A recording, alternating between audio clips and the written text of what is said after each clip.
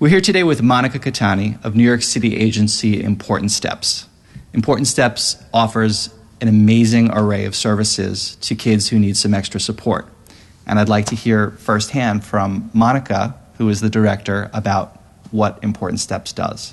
We provide services for children from birth to age 5. We provide evaluations and direct services such as speech therapy, special instruction, special education, itinerant teacher services. We go to the homes and we work in schools and work with families as well. That's amazing. One of the ways that I've gotten to know the work of your agency is through something you just mentioned, a special education itinerant teacher, or a SEIT. Can you tell us a little bit more about what a SEIT is? Absolutely. A SEIT is a trained special education teacher with a master's who goes to a child's school or home to provide support.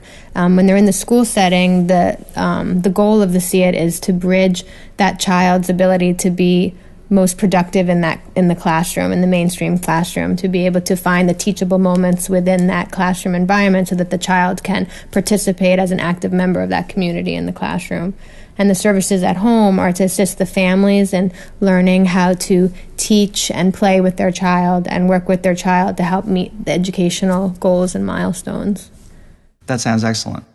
I know that you're a mom. Yes. And you have a very young baby. Yes. And in fact, I know that you are up late most of the night, so we appreciate you being here today to follow through with this. So can you talk a little bit about the challenges that you face being a mom and running a busy agency?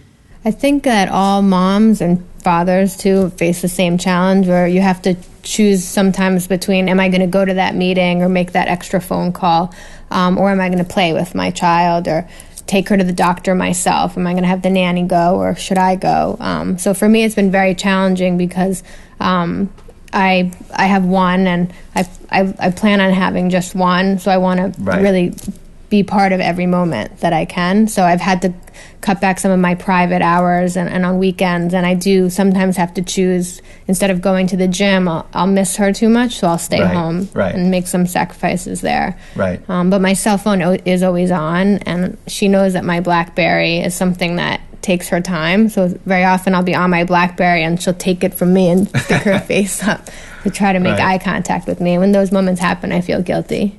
But I know that what I'm doing is good. I'm helping lots of children, and that really keeps me going.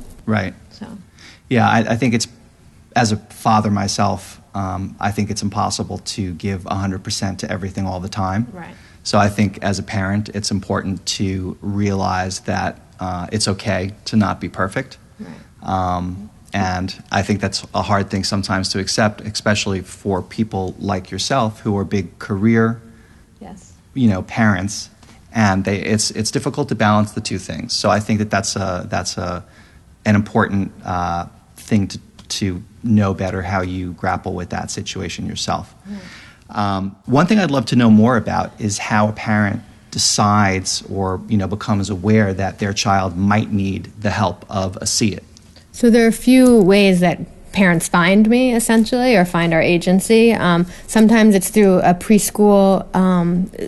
We'll refer a child saying, I think there might be something going on. Let's talk about this. Maybe we can get an evaluation. And the preschools know, we have relationships with certain preschools, and they'll either call us directly or they'll have the family contact the Board of Education directly. Or a family word of mouth. They'll have a play date, and maybe one of my teachers is on that play date helping to facilitate it, and a parent will say, I think maybe my son or my younger child might need some support. How can I get this service? So, and then there's an agency called the Early Childhood Direction Center, which is a free non-for-profit program that helps families find services. And for early intervention, a family could call 311 and get hooked up into an agency to provide the services or an evaluation. Oh, that's interesting. Yeah, I didn't know that. And pediatricians, it's rare to get a referral from a pediatrician, unfortunately, but we've established, personally, I've established relationships with a variety that I think through word of mouth and through certain hospitals that we're affiliated with, we've been getting much more referrals through pediatricians, which is our goal. Because they see the children and should be the ones primarily to know that there's a problem. Right. That makes sense. Yeah. And there's something called a developmental pediatrician as well, right? Absolutely. Which deals with those specific... Usually after the fact, a family will find a developmental pediatrician to provide an evaluation and then kind of lay out a plan. And then our goal is to evaluate the child and really assess and create a personalized program for that child. I see.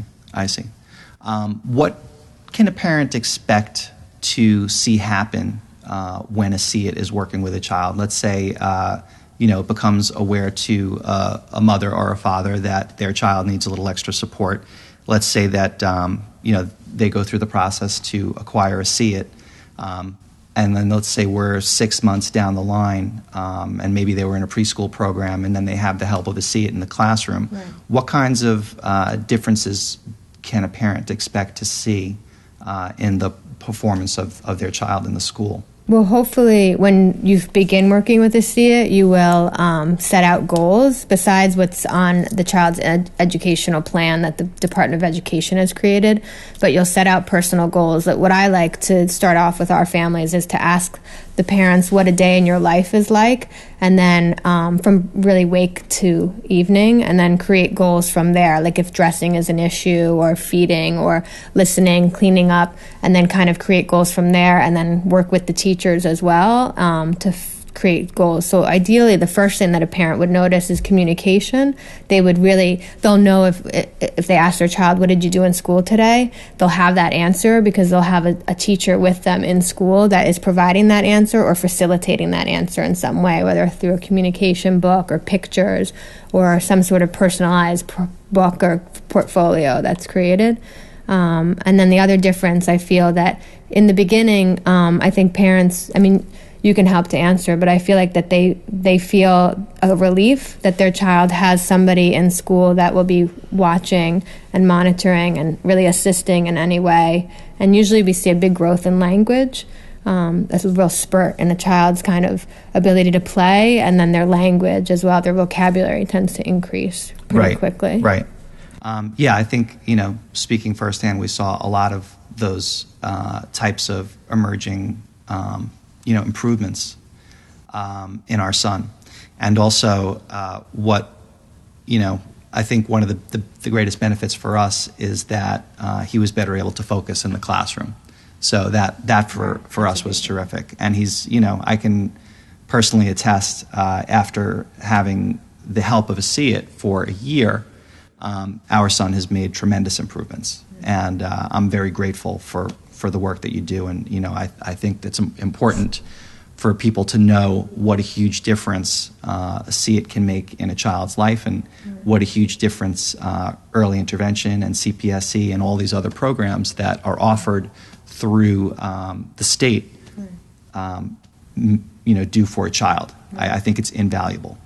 I also think, too, that parents should know that a lot of parents are fearful that their child might look different or be treated different because this person is in the room. And the ultimate goal of a SEEIT is really to integrate themselves into the classroom. And really, my goal is when I go and do observations, or I have my supervisors go observe children, is the goal would be is when you walk in the room, you don't know who necessarily the SEEIT is for which child. Right. So, or I'll ask another child, who's that? And they'll say, that's our teacher. She comes here sometimes. I don't want them to ever say that's so-and-so's teacher or it's their friend, because then our real goal is to have it be very fluid and that the SEEIT be really part of the classroom and ultimately teach the actual general education teachers how to work and be with that child.